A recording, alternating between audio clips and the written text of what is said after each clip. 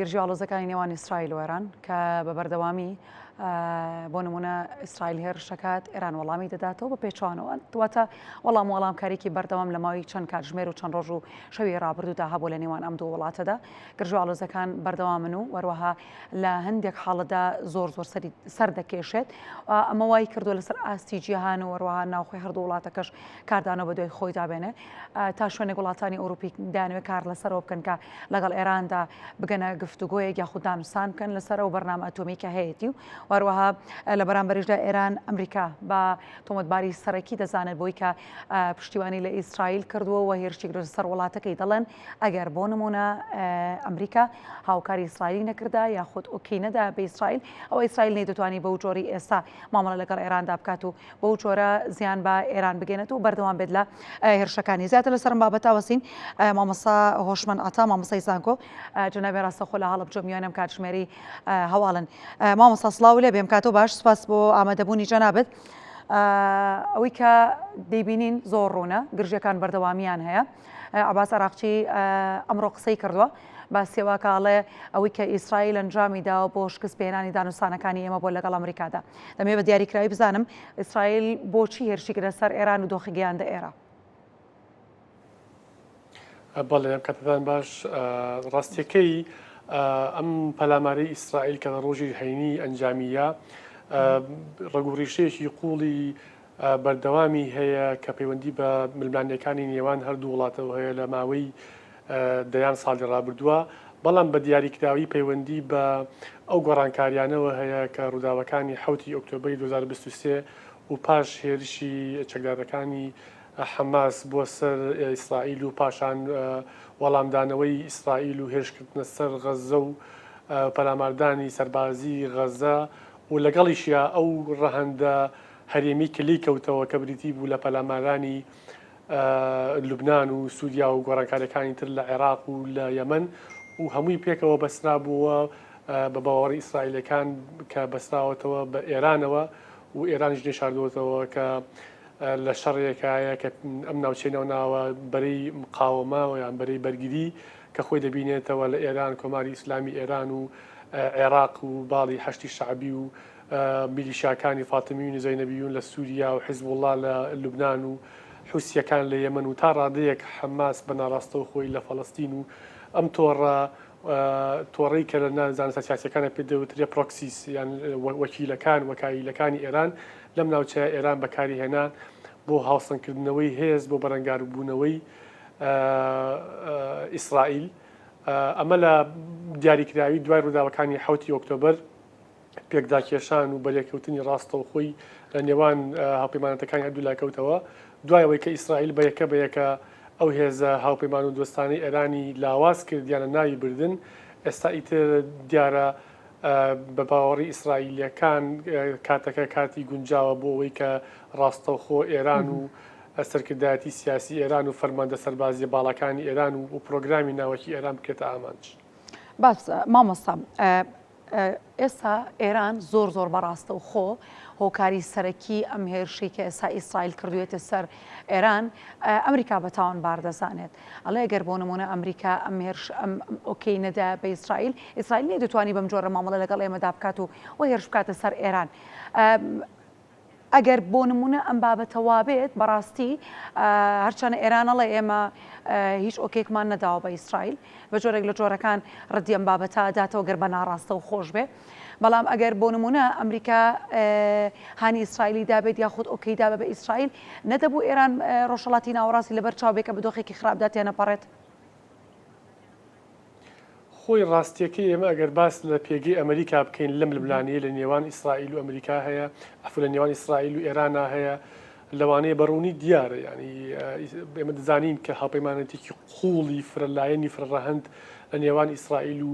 ئەمریکا هەیە تەنانەت هەندێک کەس پیان وایە ئیسرائیل بەبێ پشتگیری ئەمریکا و بەبێ پشتگیری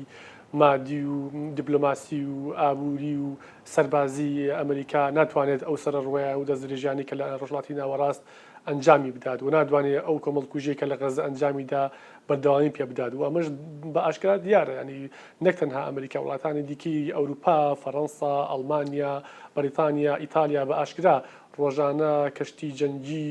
و چەک و تفاقی ئەمونیشنی سەرباتی دەنێرن بۆ ئیسرائیل بۆ دژێبدانی ئەو جەنگانە. ئەمەی کە هەیە لە ئێستاە هەموو کەسێک دەزانێت کە ئەمریکایەکان زۆر ئاگادارن و ئەوە ئەمریکایەکانی ژنیان شادۆتەوە دۆناڵد ترەمپ بە ئاشکرا ڕاگەێنێک کە ئەوان بەشدار نین لە جەنگەکە بەڵام ئاگادارن و پێشوەختیش ئاگادار کرابێتنەوە. ینی بیرمان نەچێت دۆناڵد ترەمپ کە لەسەر دەسەڵاتی ڕایگەیاند دوومان کاتی داوە بە ئێرانیەکان بۆ ئەوەی لە ڕێگەی دیبلۆماسیەوە مەسەلەی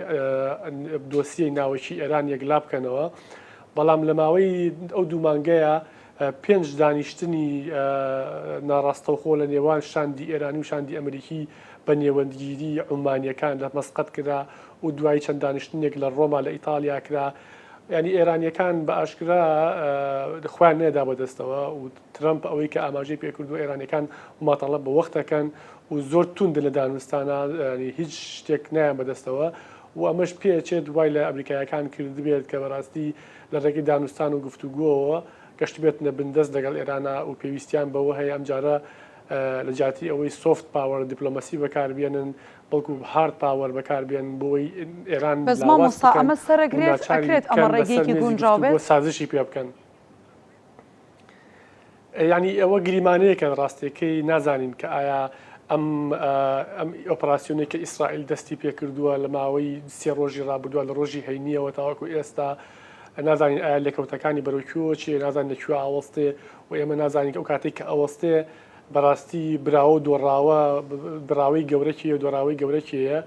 ئەوەی کە گریمانە دەکرێت و پێشببینی دەکرێت بەڕاستی لەوانەیە بەهۆی باڵادەستی ئیسرائیلەکان بەسەر هێزی ئاسمانیە بەهۆی باڵادەستی ئیسرائیلەکان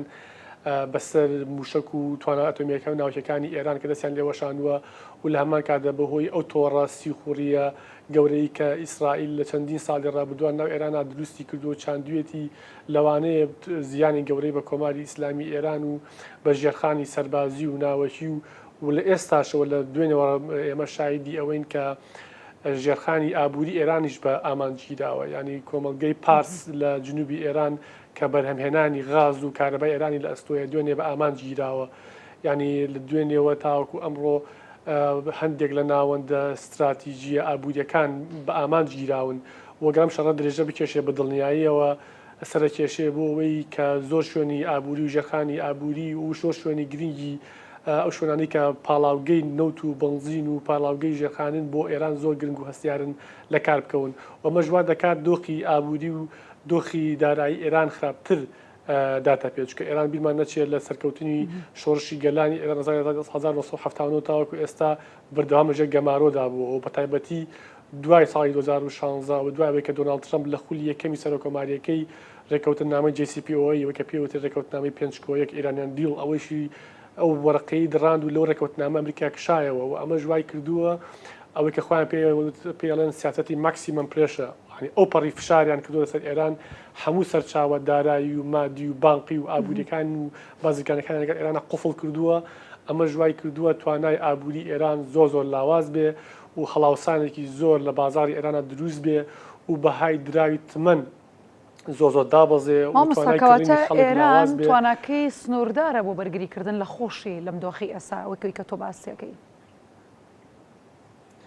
ئێمەگە باسی توانە سەربازیەکانی ئێران بکەین بیرمان نەچی ئەگە سەری مێژووی سیاسی ئێران بکەین ئێران وڵاتێکی زۆر گەورەیە نیوە قاڕەیەکە و جوگرافیاکی پانوبەرینی هەیە دانیشتوانێکی زۆری هەیە و خاوەنی ئەزمون و شارستانەتێکی قوڵ و فرەڕەهەندە بیرمان نەچێ ئێران لە ماوەی جەنگی عێراق ئێرانە ئێمەگە دیراسی مێژووی عێراق ئێران بکەین جەنگەکە دو ساڵی یەکەمی تەفەوقی عەسکەری عێراقی بوو ئێرانیەکان زۆر بەتەحەمبولن لە جەنگا زۆر بەتەحەمل لە ململانەیە زۆر درێژە بە جەنگ و ململانەیە لەو بارەیە زۆر سەرکەوتوترن پێم وایە ئەگەر ئەم جەنگە درێژە بکێشێت لەوانەیە بە قازانجی ئێران بکشێتەوە لە کۆتاییدا چووکە ئیسرائیلەکان وڵاتێکی بچووکە ئیسرائیل و ئەگەر بەدەوام بە ئامانج بگیرێت لەلایەن ئەو موشەکانی کە پێ دەوترێت هایپەرسۆنیک میسایل موشەکانی کە ئەوانەی کە پێیان دەوترێت لە خێرایەکان لەسەری دەنگەوەیە وەگەرە موشەکانە بتوانن ژێرخانە ئابووری و ژێرخانە ناوچەکانی ئیسرائیل بکەنە ئامانج ینی ئیسرائیل وەکو ئەوەی کە وڵاتێکی بچووکە وەکو ئەوەی کە دەوروپشتی بە دوژمن دەورە دراوە وەکو ئەوەی کە بەڕاستی ناتوانێت زۆر درێژە بەم جەنگە بدا و دانیشتوانەکەی لەوانەیە نتوانن بەرگەی ناڕەحەتی بگرمە پێچەوانی ئێرانەوە کە ئێران باسمان کە لە 6 ساڵی ڕابردووە بەردەوام لە جەنگ و ململانی و گەماروی ئابووری ئەوانەیە بووە ینی بۆیە هەردووکیان خاڵی لاوازیان زۆرە هەردوو وڵاتەکە و دەتوانرێت بەکاربهێنرێت لە دژی یەکتری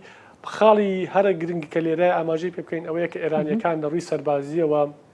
لاوازیەکی گەوریان هەیە ئەویش لاوازی هێزی ئاسمانیە بەهۆی ئەوەی کە نایانتوانیوە چەند ساڵی ڕابردووە بەهۆی گەمارۆکانەوە نایانتوانیوە هێزی ئاسمانی خۆیان ئەپدەیت بکەنەوە نایانتوانیوە سیستەمی بەرگری موشەکی و سیستەمی بەرگری ئاسمانی ڕادارمەند ئێمە ناتوانین ئەوە وەکو پۆینتێکی باشدا بنین کە لە وەڵامدانەوەی ئیسرائیلدا ئێران لە وەڵامدانەوەی ئیسرائیلدا توانێتی گومەزی ئاسنین بپەڕێن ئەو تێپەڕێنێت ئەگەر ڕەنگە هەموو موشەکەکان شوێنی خۆیان نەگرن بەڵام بەشێکیان توانیویانە ئەو سیستمە بەرگریە بەهێزەی ئیسرائیل تێپەڕێن و ئامانجەکانی خۆیان پێکن. بەڵێ بە دڵنیاییەوە ینی هەندێک لە موشکەکان ئامانجی خۆیان پێکاوە نەک بڵێ ئامانج ینی هەر ئەوەی کە موشکەکە بەرناوچەیەکی بۆ شێڕین هیچ سیستمەکە تێپەڕێنن. بەڵێ سیستەمەکەی تێپەڕاندووە و بە دڵنیایەوە ئێران موشکی پێشکەوتوتریشی هەیە تاوەکو ئێستا ئێران ئەو موشکە هایپەرسۆنیکانەی بە تەواوەتی بەکار نەهێناوە کە بێوێ بە دیاریکراوی ئەو نقطە GPS کە پێدرێت لە ئیسرائیل بە دیاریکراوی بێ ئامانجی خۆی پێکیە و بە دڵنیایەوە ئەگە ئێرانیەکان ناچار بن هەموو هێزی خۆیان بەکاربێنن لەوانەیە بە ئەوانی زەرەر و زیانی زۆر گەورە لە ئیسرائیل بدەن و دیار نییە کە بەڕاستی ئایا ئیسرائیل تا چەندێک توانێت ئەم قبوڵی ئەمە بکات و لەوانەیە ئەگەر بگاتەوە قۆناغەش ئێرانیەکان بۆیە خۆیان دەپارێزن لەو قۆناغە نایانەوێت کە پەلکێشی ئەمریکایەکان بکەن بۆ ناو جەنگەکە چونکە خۆمان دەزانین لە جەنگی یەکەمی جیهانی و جەنگی دووهەمی جیهانی هەتا وەکو ئەمریکا تەداخلی نەکرد بەرژەوەندەکانی ڕۆژئاوا وڵاتانی ڕۆژئاوا لە براوە نەبوون و بە دڵنیاوە لەم جەنگە هەرێماتیانە کاتێک ئەمریکا تەداخل دەکات بێتە ناو جەنگەکەوە زۆر بە ئاسانی باڵانسی هێز دەگۆڕێ بە لای ئیسرائیلەکانە و ئەمەش ئەو شتەیە کە ئێرانیەکان نایانەوێت لە قەرێبن پێم وایە ئێرانیەکان لە ئێستا سیاسەتێک بەکارهێنن سیاسەتێکی سەربازی بەکارێن ئەویش وەڵامدانەوەی ئیسرائیلەکانە کەم تا زۆر و لەوانەیە بیانەوێت ئەم شاڵاوە و ئەم هەڵمەتە سەربازی کە ئیسرائیل کردو دەسەر ئەوان ڕای بگرن و لە بەرامبەردا بکشێنەوە دەست پێ بکەنەوە بە دیالۆگ و بە گفتوگۆ چونکە هیچ کات ئەم جەنگە لەوانەیە ئەگەر زۆر درێژە بکێشێت لەوانەیە گریمانی ئەوەش بکرێت بە قازانجی ئێرانیش نەبێ بەهۆی ئەو باڵادەستی و ئەو تۆڕاپەیمانەتی کە ئێران هەیەی بەراورد بە ئەفر و ئیسرائیل هەیەی بەراورد بە ئێران. باشە ئەو قازانجی کە باست کرد مامۆستا ئێران چۆن ناتوانێت لە بەرژۆندی خۆی بیشکێنێتەوانێ و لە باسی زیانەکانی شت کرد لە زیانگەیاندن لە زیانەکانە تەنها ئیسرائیل و ئێران بۆ نمونە زیانیان بەردەکەی یاخود وڵاتانی دراوسێژ. بەڕاستی ئەم جەنگە زۆر فرەڕەهەندە ینی مەکە تەماشا بکەین لە ماوەی سێ ڕۆژی ڕابردووە هێزە گەورە جیهانیەکان لەسەر خەتن ینی چین، رووسیا، فەڕەنسا، بەریتانیا تەنانەت هێزە هەرێمەکانی وەکو عەرەبستانی سعودیە وەکو تورکیا وەکو پاکستان عێراق ئەمانە هەمویان لەسەر خەتن و بەردەوام متابعەکەن و بەردەوام پەیوەندی دیبلۆماسی و گفتوگۆی نهێنی و ئاشکرا هەیە ینی بیمانە چێ دووشەوی ڕابردووە ڤلادیمیر پوتین 45 خولەک لەگەڵ دۆناڵد ترەمپ قسەی کردووە و وەزیری دەرەوەی چین لەگەڵ وەزیری دەرەوەی ئیسرائیل و ئێران قسەی کردووە تورکەکان لە هەمان شێوە مەسەلەن بن سەلمان جێگیری پادشای سعودی عەرەبستانی سعودیە لەگەڵ دۆناڵد ترەمپ قسەی کردووە ینی لە پشتبەردەوە بەردەوام هەوڵی چڕوپڕ هەیە ئیمانوێل ماکرۆن لەگەڵ سەرۆکی ئێران پزیشکیان قسەی کردووە و بەردەوام لەگەڵ ئیسرائیلەکان لەگەڵ ئەمریکەکان ینی هەوڵێکی چڕوپڕی دیبلۆماسی هەیە بۆ ئەوەی کە بەڕاستی دۆخەکە لەمە زیاتر تێنەپەڕێ بەڵام بیرمان نەچێت کە هەندێک جار توانای مرۆڤ و توانای سەرکردە سیاسیەکان و لۆجیکی مرۆڤ و دانایی مرۆڤ سنووردارە بۆ کۆنتترۆلکردنی جەنگ و جەنگ زۆر جار حتمێتێکی مێژوویە و گۆڕانکارێکی سیاسی هەمیشەیە دێنێتەوە ئاراوە ئێمە ئەگەر تەماشای ئەم دۆخە بکەینە دوای 7 ئۆکتۆبرەوە دروست بووە بە هەموو پێشبینیەکان پێشبین نەدەکرا کە شەڕی غەزە و نەدرێژە بکێشێت پێشبینی نەدەکرا کە بەڕاستی لە ماوەیەکی زۆر کورتە ڕژێمی بەشار ئەسەد کە ماوەی 13 ساڵ بوو ئۆپۆزیسیۆنی سووری لە هەوڵا بوون لە بەردەوام لە شەڕا بوون ناتوانانی ئەو ڕژێمە بروخێن بەڵام لە ماوەی چەند ڕۆژێکە توانیان ڕژێمە بروخێن کۆتایی بە بنەماڵی ئەسەد بێ لە سووریا و بۆیە هیچ دوور نییە کە بەڕاستی ئەم جەنگی کە ئێستا ئیسرائیل دەستی پێ کردووە بەشێک لە چالاکوانان و لە چاودێران پیان وایە کە بەشێکە لە پرۆگرامی پرۆژەی ڕۆژهەڵاتی ناوەڕاستی گەورە ئەو پرۆژەی کە بەشێک لە وڵاتە عەرەبیەکان و بەتایبەتی تورکیا و ئێرانی زۆر لێترسن کە بریتیە لە دووبارە ڕەنگی ڕێژکردنەوە و گۆڕانکاریکردن لە سنوورە جوگرافیایەکان لە ڕۆژهەڵاتی ناوەڕاست و دەستکاریکردنی ئەو ئەنزیمە سیاسیانێ و سیستەمە سیاسیانێ و عایلە سیاسیانەی کە ئەم منتیقە بەڕێوە بن و گۆڕانکاریکردنیان بە کۆمەڵێک بنەماڵەی تر و کۆمەڵێک سیستەمی سیاسی تر کە نەیانی ڕۆژئاوانە بن کە دۆستی ئیسرائیل بن کە بچنە ناو ئەو معادلات و ئەو سەفقە سیاسی و ئاینیانەی کە ئیسرائیل کە پێی دەوترێت ئەبراهامیک ئەکۆرد کە ئێستا هەندێک لە وڵاتانی عەرەبی بەشداری تیا کردووە و قسەش لەوە دەکرێت کە حکوومەتی تازەی سووریا بە سەکرداتی ئەحمەد الشەرع نوعاً ما ئۆکەی کردووە کە بچێتە ناو چوارچێوەی ئەو ئیتیفاقی ئیبراهیمیەوە و ئەمە ئەوە وای لێت کە وردە هەموو دوژمنەکان و نارەمێژویەکانی ئیسرائیل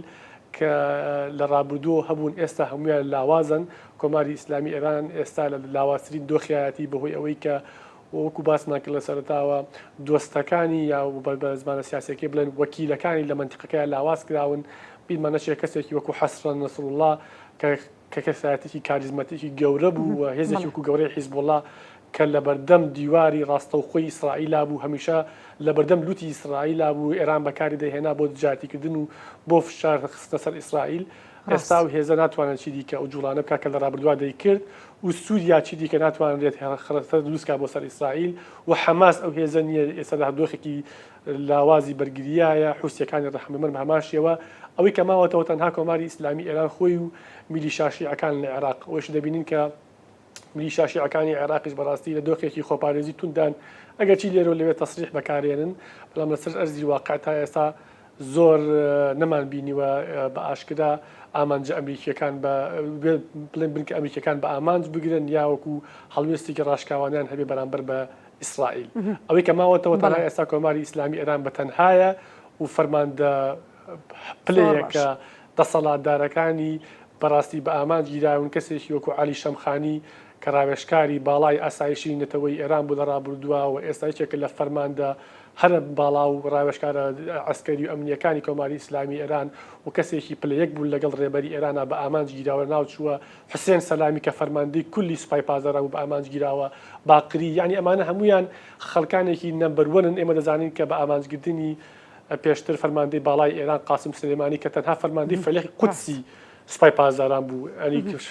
کوشتنی قاسم سلێمانی چەندێک زەربەی لە هەژمونی کۆماری ئیسلامی ئێران لەم ناوچەیەوە